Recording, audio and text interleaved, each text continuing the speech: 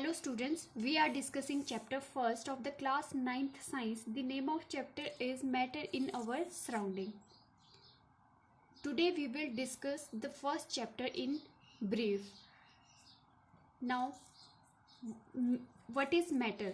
Anything that occupies space and has mass and volume. कोई भी चीज़ जो स्पेस ऑक्यूपाई करती है, जिसका मास और वॉल्यूम होता है, उसको क्या बोलते हैं हम? Matter. Matter, for example book and pen are the example of matter. Matter is form by the atoms molecules. ठीक है, these atoms and molecules are very small in size. They are negligible when we see by naked eye. These are the some characteristics of matter. Now, states of matter. According to physical classification, matter classify into three parts: solid state, liquid state and gaseous state. In solid state, the constituent particles are closely packed. Particle क्या है? Closely packed है. But in liquid state, they are not closely packed. And in gaseous state, they are not closely packed. Solids have definite shape and volume, but they have fixed volume but indefinite shape. And gaseous state have indefinite shape and volume. Now they have very strong force of attraction in solid state. Solid state में क्या है? Particle closely packed है, सो इनके बीच में क्या है? Force of attraction बहुत ज़्यादा है. लेकिन जो लिक्विड स्टेट है उसमें क्या है? पार्टिकल्स आपके पार्टिकल्स के बीच में सम स्पेस है. ठीक है, तो वो उनके बीच में क्या है? Particle force of attraction weak है. और जो आपका गैसियस स्टेट है उसमें क्या है? बहुत ज़्यादा पार्टिकल एक दूसरे से दूर है, तो इनके बीच में बहुत वीक फोर्स ऑफ अट्रैक्शन होती है. Particle can't move in solid state. Solid state में पार्टिकल मूव नहीं कर सकते क्योंकि क्लोजली पैक्ड है. लिक्विड स्टेट में क्या है? पार्टिकल मूव कर सकते हैं क्योंकि उनके बीच में सम स्पेस है. और जो गैसियस पार्टिकल है उसमें लार्ज स्पेस है, तो पार्टिकल हाईली मूव कर सकते हैं. बट जो आपका सॉलिड स्टेट में है उसमें आपके पार्टिकल्स अपनी ही पोजीशन पे मूव क्या वाइब्रेट करते हैं. ठीक है, वो मूव नहीं कर सकते with in the matter.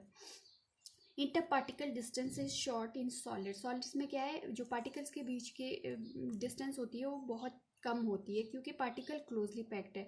But liquid में क्या है? वो थोड़ी लार्ज होती है क्योंकि पार्टिकल्स क्या है? थोड़े दूर है. लेकिन गैसियस स्टेट में बहुत ज़्यादा डिस्टेंस होती है क्योंकि पार्टिकल बहुत ज़्यादा दूर है. They can't compress. जो सॉलिड है, सॉलिड को हम कंप्रेस नहीं कर सकते हैं. ठीक है, क्योंकि स्पेस ही नहीं है कंप्रेस करने के लिए. लिक्विड को भी हम कंप्रेस नहीं कर सकते हैं. जो आपके गैसियस स्टेट में है, गैसियस पार्टिकल, वो क्या है? हाईली कंप्रेसिबल है. They not show fluidity. जो सॉलिड्स है फ्लूइडिटी शो नहीं करते. ठीक है, फ्लूइडिटी क्या होती है? Property to flow. And liquid show the fluidity. जो आपके लिक्विड है फ्लो करते हैं.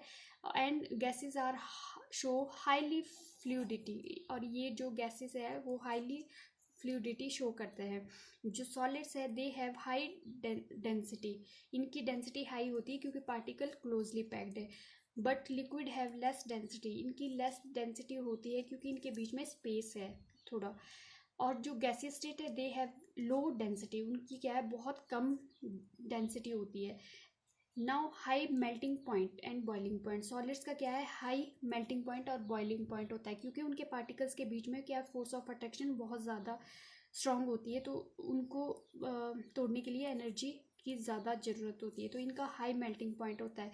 लिक्विड का लेस होता है और आपका गैसेस का वेरी लो मेल्टिंग पॉइंट और boiling point. Now other two states of matter. इसके अलावा भी हमारे पास two other states of matter है, प्लाज्मा और Bose Einstein. Plasma consist of super energetic and super excited particle ionised gas. जो प्लाज्मा होती है ये आयोनाइज्ड गैस होती है, सुपर एनर्जेटिक और सुपर एक्साइटेड पार्टिकल होते हैं इसमें, ठीक है। ये यूज़ होती है फ्लोरेसेंट ट्यूब और नियॉन बल्ब में, ठीक है। Now Bose Einstein condensate it form by the cooling of gas extremely low density and low temperature. एक गैस को क्या है बहुत ज़्यादा कूल किया जाता है एक्सट्रीमली, जो जिसकी क्या है बहुत कम डेंसिटी होती है और बहुत कम टेम्परेचर, ठीक है। मेजरमेंट ऑफ टेम्परेचर, फिर हमने बात की थी measurement of temperature, Kelvin scale और degree Celsius scale. Kelvin scale में क्या था हमारे पास, 0 केल्विन से 373 केल्विन तक आपके पास नंबरिंग थी, ठीक है। तो बॉइलिंग पॉइंट ऑफ वाटर जो केल्विन स्केल में 373 केल्विन था और फ्रीजिंग पॉइंट 273 केल्विन था। और यूजुअली जो केल्विन स्केल में वो पॉजिटिव आपके टेम्परेचर होता है केल्विन में, ठीक है। फिर डिग्री सेल्सियस की बात की थी, ये 0 डिग्री से 100 डिग्री सेल्सियस होता है और इसमें नेगेटिव में भी आपके होते हैं, ठीक है, टेम्परेचर -73 डिग्री सेल्सियस है, ठीक है। ये एब्सोल्यूट टेम्परेचर है आपका, जो आपके केल्विन स्केल में वो 0 केल्विन आपका एब्सोल्यूट टेम्परेचर है। 100 डिग्री आपका बॉइलिंग पॉइंट है डिग्री सेल्सियस स्केल में और 0 डिग्री आपका फ्रीजिंग पॉइंट है। फिर हमने बात की थी change the states of matter, matter की स्टेट को हम एक दूसरे के साथ चेंज कर सकते हैं, ठीक है। ये इस पे क्या है, 2 कंडीशन होती है, टेम्परेचर और प्रेशर, ठीक है। जैसे आइस को हम हीट करेंगे तो वाटर में चेंज होगा और वाटर को फर्दर हीट करेंगे तो वो वेपर में चेंज हो जाएगा। टेम्परेचर पे कैसे डिपेंड है ये states of matter, when heat is substance the temperature of the substance increases, so motion of the particle increases and increase the kinetic energy of the particle which overcome the force of attraction between the particle, therefore solid change into liquid and liquid change into vapor, states of matter changes accordingly. अब temperature का क्या effect पड़ता है, जब भी हम substance को क्या है हीट करते हैं तो उनके पार्टिकल्स के जो बीच है काइनेटिक एनर्जी क्या है इंक्रीज होती है, क्योंकि पार्टिकल मूव करना शुरू कर देता है, क्योंकि सब्सटेंस की क्या है मैटर की एनर्जी टेम्परेचर इंक्रीज हो जाता है, ठीक है। तो उससे काइनेटिक एनर्जी इंक्रीज होगी, मॉलिक्यूल क्या है स्पीडली मूव करना लगेगा, ठीक है। तो अगर मूव करेगा अपनी जगह से तो पार्टिकल्स के बीच में फोर्स ऑफ अट्रैक्शन कम हो जाएगी तो क्या पार्टिकल अकॉर्डिंगली आपका चेंज होने लगेगा, सॉलिड से लिक्विड, लिक्विड से फर्दर वेपर में, ठीक है। नाउ जब फिर बात की थी हमने स्टेट्स ऑफ चेंज, जो आपकी चेंज होती है उस प्रोसेस को हम क्या बोलते हैं, ठीक है। सबसे पहले बात करते हैं जब आपका लिक्विड गैस में चेंज होता है, ठीक है, तो उसको क्या बोलते हैं वेपोराइजेशन। और जब आपका सॉलिड चेंज होता है गैस में उसको बोलते हैं सब्लिमेशन, ठीक है। और जब आपका लिक्विड चेंज होता है सॉलिड में तो उसको बोलते हैं सॉलिडिफिकेशन, ठीक है। फिर बात करते हैं कंडेंसिएशन।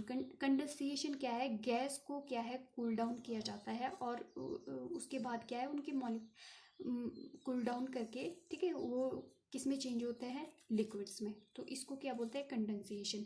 फ्यूजन होता है जब सॉलिड्स कन्वर्ट होता है आपका लिक्विड में बाय हीटिंग, ठीक है, या मेल्ट करना शुरू कर देता है, मेल्टिंग भी बोलता है, ठीक है, इसको क्या बोलते हैं फ्यूजन। और जब आपका सॉलिड गैस में इसको भी क्या बोलता है सब्लिमेशन।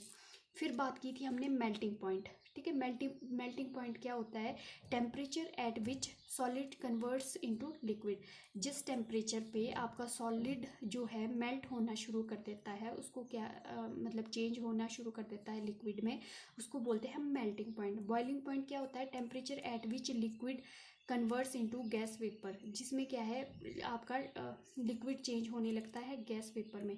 फिर आपका freezing point, temperature at which liquid convert into solid में चेंज होने लगता है, उसको क्या बोलते हैं हम फ्रीजिंग पॉइंट। फिर बात की थी हमने लेटेंट हीट, ठीक है, it is the heat supply to the substance during the changing of states. ये लेटेंट हीट क्या है, जब स्टेट्स ऑफ मैटर आपकी चेंज होती है उस टाइम क्या है यूज़ की जाती है, जब चेंज करनी है सब आपकी स्टेट्स ऑफ मैटर। फर्स्ट है आपकी latent heat of fusion. Latent heat of fusion क्या होता है, energy required to convert 1 kg of solids into liquid. 1 kg solids को कन्वर्ट करने के लिए लिक्विड में जितनी एनर्जी की नीड होती है उसको बोलते हैं हम लेटेंट हीट ऑफ फ्यूजन। फिर बात की हमने latent heat of vaporisation. Latent heat of vaporisation क्या होता है, जब 1 kg लिक्विड, ठीक है, को कन्वर्ट किया जाता है गैस में, इस कन्वर्जन में जितनी एनर्जी की नीड होती है उसको बोलते हैं हम latent heat of vaporisation. The energy need to convert 1 kg of liquid to the gas. Thank you so much.